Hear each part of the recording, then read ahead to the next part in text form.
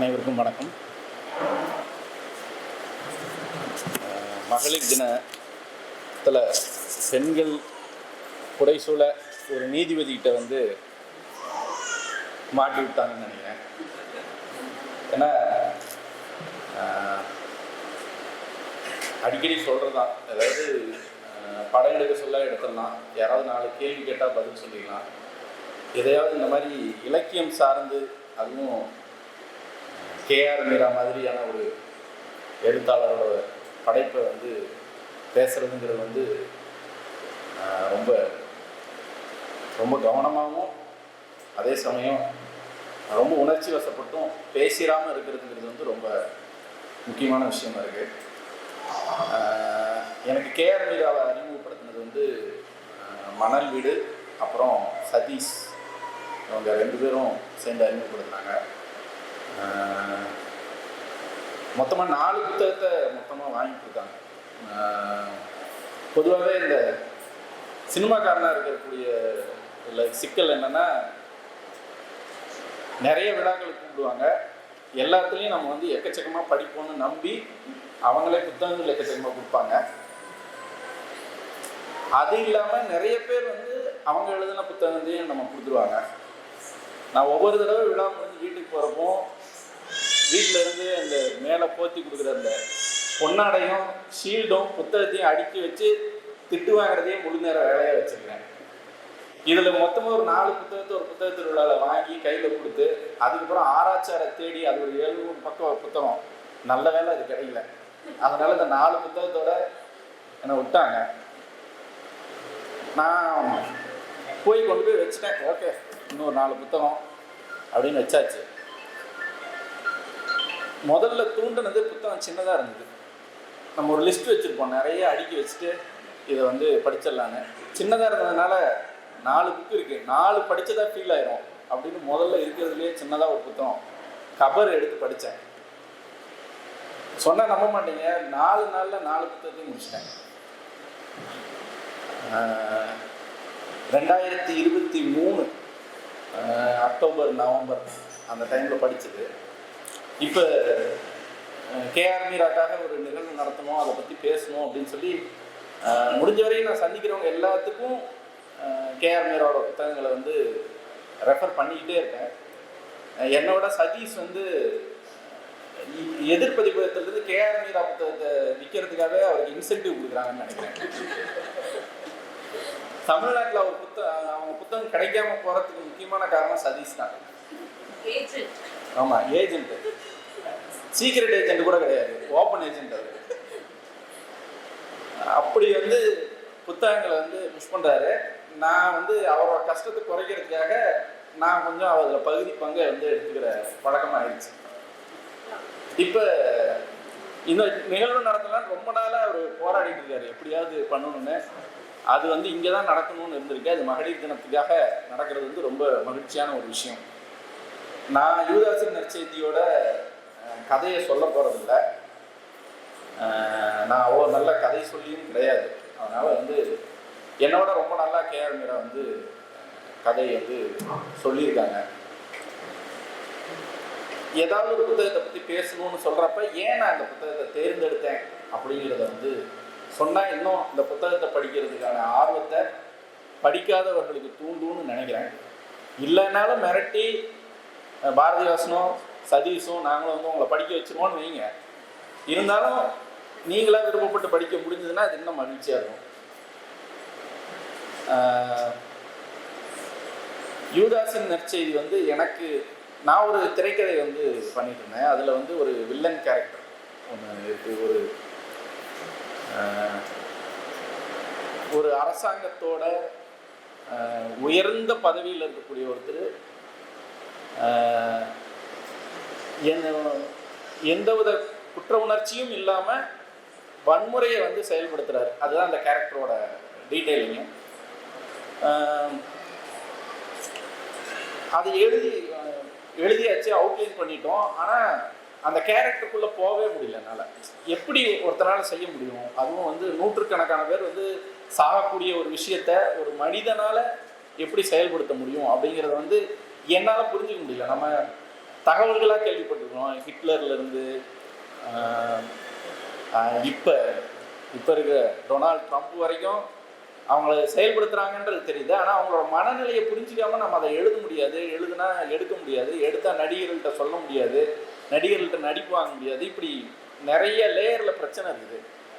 எழுதியெல்லாம் முடிச்சுட்டு அதை வந்து ஒரு கதையாக சொல்லி படமாக நகர்த்தவே முடியல. ஏன்னா வில்லன் கேரக்டருக்கு வந்து ஒரு உயிர் கொடுக்க முடியலன்னா அதை எதுவுமே செய்ய முடியல. ரொம்ப நாளாக அது மெனக்கெட்டுக்கிட்டே இருக்கிறேன். இதை எப்படியாவது அந்த கேரக்டரை கிராக் பண்ணி உள்ளே நுழைஞ்சிட முடியாதா, அவன் எப்படி யோசிப்பான், எப்படி அந்த முடிவு எடுப்பான்னு யோசிக்கிறதுக்கு வந்து ரொம்ப நாள் யோசிச்சுட்டே இருந்தேன். யூதாஸின் நற்செய்தியில் வந்து அப்படி ஒரு கேரக்டர் வருது. பரமேஸ்வரன்ங்கிறது கூட இல்லை, மிருகம் பரமேஸ்வரன் ஒரு கேரக்டர். அவர் வந்து 1970களில் நெருக்கடி நிலை காலகட்டத்தில் போலீஸ் டிபார்ட்மெண்ட்டில் ஒரு முக்கியமான பதவியில் இருக்கிறாரு. அவருக்கு வந்து ஒரு ஒர்க் ஷாப், அதாவது நக்சலைட்டுகளை, அரசாங்கத்துக்கு எதிராக வேலை செய்பவர்களை துன்புறுத்துவதற்காகவே ஒரு இடம் உருவாக்குறாங்க. அந்த இடத்துக்கான தலைமை பொறுப்பில் இருக்கிறாரு. அவர் துன்புறுத்துறத முழு நேர வேலையாக செய்கிறாரு. துன்புறுத்தி பலரை கொல்றாரு. கொன்று அவங்கள வந்து தூக்கி கல்லை கட்டி தண்ணியில் போடுறாரு. இப்படியான மிக கொடூரமான செயல்களை செய்யக்கூடிய ஒரு அரசு அதிகாரியாக இருக்கிறாரு. இப்போ ஒரு நீண்ட காலத்துக்கு பின்னு அந்த சம்பவங்கள்லாம் முடிஞ்சதுக்கப்புறம் ஒரு ரிட்டையர் ஆகி தனியாக ஒரு வீட்டில் இருக்கிறாரு. அவரை சந்திக்க இந்த கதை யூதாஸின் நற்செய்தி நாவலோட நாயகி பிரேமா வந்து போகிறாங்க. இப்போ அவங்களுக்கு இடையில சந்திக்கிற அந்த ஒரு சீக்வன்ஸ் இருக்கு. அந்த இடம் தான் வந்து எனக்கு அதை கிராக் பண்ணுறதுக்கு ரொம்ப இதாக இருந்தது. மனிதர்களோட சிந்தனை எப்படி இருக்குது அப்படிங்கிறது. அதில் வந்து எந்தவித குற்ற உணர்ச்சியோ, அதில் வந்து அதற்கு பிறகு அவரோட ஃபேமிலி வந்து ஒன்றும் இல்லாமல் போயிடுது. தனி மனிதனாக இருக்கிறாரு. வயசான காலத்தில் அந்த கர்ஜனை குரலெல்லாம் போய் ரொம்ப பகவத்கீதையை வச்சு படிச்சுட்டு இருக்கிறாரு. நடப்பது எல்லாம் நன்மைக்கேங்கிற மனநிலையோடு இருக்கிறாரு. தன் குடும்பம் வந்து நாசமானது கூட தன்னோட செயல்கள் எதுவும் காரணம் இல்லைங்கிற நம்பிக்கையோடு இருக்கிறாரு. இப்போ வந்து கதாநாயகி வந்து அதை கேள்வியை எழுப்புறான். உனக்கு இதனால் வந்து எந்த குற்ற உணர்ச்சியுமே இல்லைங்கிறப்ப ஒரு பதில் சொல்கிறாரு. அந்த இடம் தான் வந்து ரொம்ப முக்கியமாக இருந்தது. நாங்கள்லாம் இந்த அரசு இயந்திரத்தோட போல்ட்டு மாதிரி, நட்டு மாதிரி. அன்னைக்கு வந்து அதை செய்ய வேண்டிய வேலை எங்களுக்கு கொடுக்கப்பட்டுச்சு, அதை நாங்கள் செஞ்சோம். இவங்கெல்லாம் இந்த சிஸ்டத்துக்கு எதிராக இருந்தாங்க. அந்த சிஸ்டத்தை காப்பாற்ற வேண்டிய பொறுப்பில் நான் இருந்தேனே ஒழிய எனக்கு எந்தவித விருப்பு வெறுப்பு அதில் கிடையாது. அந்த செயலால் நான் பாதிக்கப்பட்டேன் அப்படின்னு வந்து நம்புறதுக்கோ அதுக்கு குற்ற உணர்வு எடுத்துக்கிறதுக்கோ எந்த வகையிலும் நான் தயாராக இல்லை. அது உண்மையும் இல்லை. எனக்கு ஒரே ஒரு வருத்தம் தான், ஏன் அந்த பொறுப்பில் நான் போயிருந்தேன். ஒருவேளை சாதாரணமாக காலையில் ஒரு 10 மணிக்கு போயிட்டு மத்தியானம் வீட்டிலேருந்து எடுத்துகிட்டு போகிற லஞ்சை சாப்பிட்டு சாயங்காலம் 4 மணி இல்லை 5 மணிக்கு வீட்டுக்கு வரக்கூடிய ஒரு சாதாரண பொறுப்பில் இருந்து எனக்கு வந்து இறைவன் அந்த வாய்ப்பை கொடுத்துருக்கலாம்ல அப்படின்ற ஒரு வருத்தம் தானே ஒழிய, நான் இவ்வளவு கொலைகளுக்கு இவ்வளவு பேரை கொன்னதுக்கான குற்ற உணர்வோ அது நான் பொறுப்போ கிடையாது. இது ஒரு சிஸ்டத்தோட விஷயம் அப்படின்னு சொன்னார். எனக்கு பக்குன்னு இருந்தது. ஏன் பக்குன்னு இருந்ததுன்னா, எங்கள் அப்பா வந்து ஒரு அரசு ஊழியர். அவரோட வந்து அவர் ஊழியராக இருந்து அரசு அதிகாரியானவர், தாசில்தார் கேடரில் இருந்தார். அவருக்கும் எங்களுக்கும் எப்போ பார்த்தாலும் வீட்டில் பயங்கர சண்டை நடந்துகிட்டே இருக்கும். தனிப்பட்ட சண்டைகளே கிடையாது, எப்பவும் அரசியல் தான். நீங்கள் வந்து உங்கள் காலத்தில் நீங்கள்லாம் ஒழுங்காக அரசியலில் இருந்திருந்தால் நான் பாட்டுக்கு நல்லா ஜாலியாக வந்து ஒரு கமர்ஷியல் பணம் எடுத்துகிட்டு போயிருப்பேன். நான் ஏன் உட்காந்து மதுபான கடை எடுத்துகிட்டு இருக்கேன்னு இப்படியான சண்டைகள் நடந்துகிட்டே இருக்கும். அவர் பொறுப்பில் இருக்கிறப்ப என்ன பண்ணுவார்னா, ஒரு தடவை ரேஷன் டிபார்ட்மெண்ட் பொறுப்பில் இருந்தார். அவருக்கு என்ன பொறுப்பு கொடுத்துருந்தாங்கன்னா, ஈரோடு ரயில்வே ஸ்டேஷன்லேருந்து அரிசி கடத்துறத தடுக்கணும். அதுதான் அவரோட வேலை. அவர் என்ன பண்ணுவார்னா, போய் இந்த 10 கிலோ 20 கிலோ கடத்துறவங்களெல்லாம் பிடிச்சிட்டு வந்து அதையெல்லாம் இது பண்ணுவார். நாங்கள் வந்து பயங்கரமாக சண்டை போடுவோம். லாரியில் கடத்தி கொண்டு போயிட்டு இருக்கிறாங்க. இந்த 10-20 கிலோ கடத்துறவனை போய் பிடிச்சிட்டு இருக்கீங்க அப்படின்னா, இங்கே பாரு, எனக்கு வந்து லாரியில் கடத்துகிற டிபார்ட்மெண்ட்டில் வேலை கொடுத்துருந்தாங்கன்னா லாரியை தடுக்கிறது என்னோட வேலை. எனக்கு ரயில்வே ஸ்டேஷன் போட்டிருக்கிறாங்க, ரயில்வே ஸ்டேஷனில் அரிசியை கடத்துறது தடுக்கிறது என்னோட வேலை. அதாவது அவருக்கு கரெக்டெலாம் கிடையாது, பயங்கர நேர்மையான ஆள். அவருக்கு நேர்மைக்குன்னே அவரை வந்து தூக்கி தூக்கி பல இடங்களுக்கு விரட்டி அடிப்பாங்க. அவர் அந்த 10 கிலோ அரிசி 20 கிலோ அரிசியை பிடிச்சி அதுக்கு ரிப்போர்ட் எழுதி, ரிப்போர்ட்னா என்னன்னா 20 பக்கத்துக்கு ரிப்போர்ட் எழுதுவார். எங்கே பிடிச்சேன், என்ன அது பண்ணோன்னு.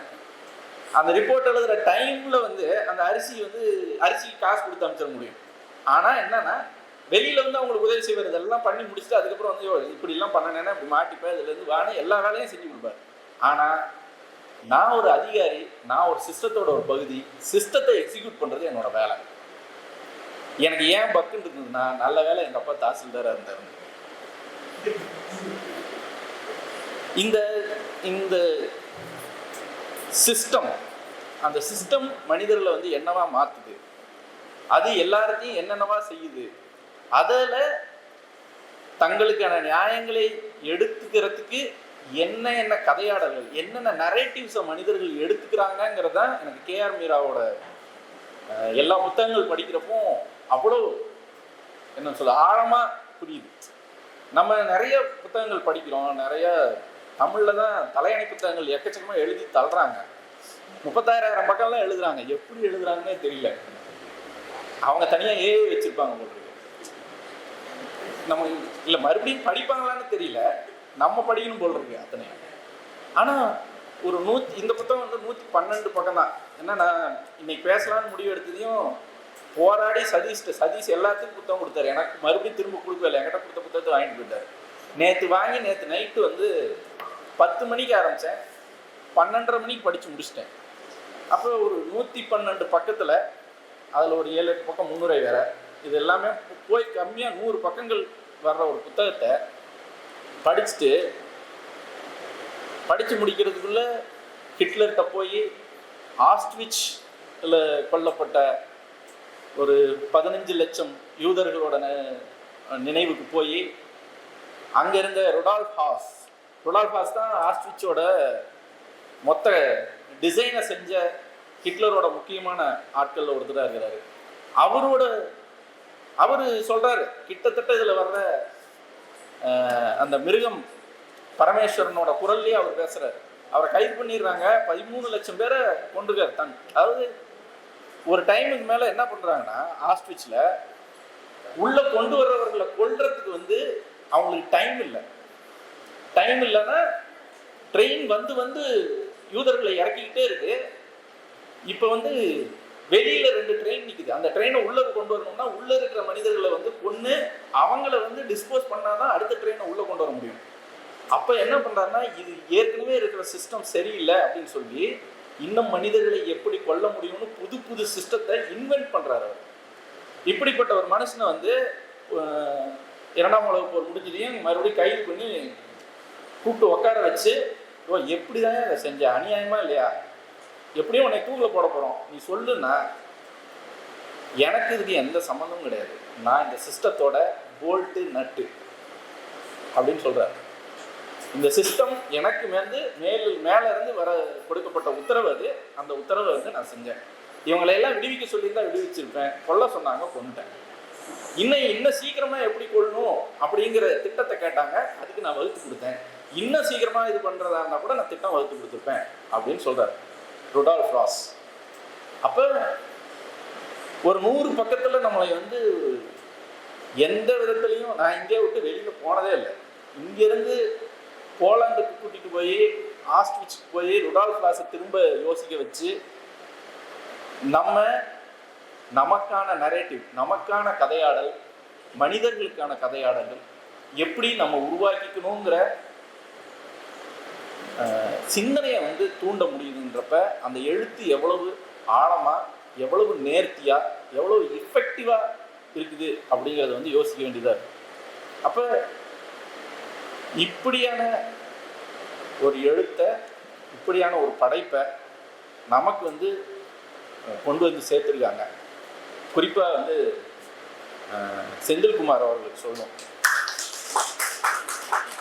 ஏன்னா நான் இப்போ வந்தப்போ தான் சொல்லிட்டு இருந்தேன், சில புத்தகங்கள்லாம் இங்கிலீஷில் படிச்சுட்டு தமிழில் வந்து ரொம்ப சந்தோஷமாக போய் அப்படியே எடுத்து திறந்ததையும் அப்பா விட்டா இங்கிலீஷ்லேயே தேடி படிச்சுருவானுங்க, ஏன்டா தமிழில் மொழிபெயர்த்து சாகடிக்கிறீங்க அப்படின்னு உண்மையிலேயே இருக்கும்.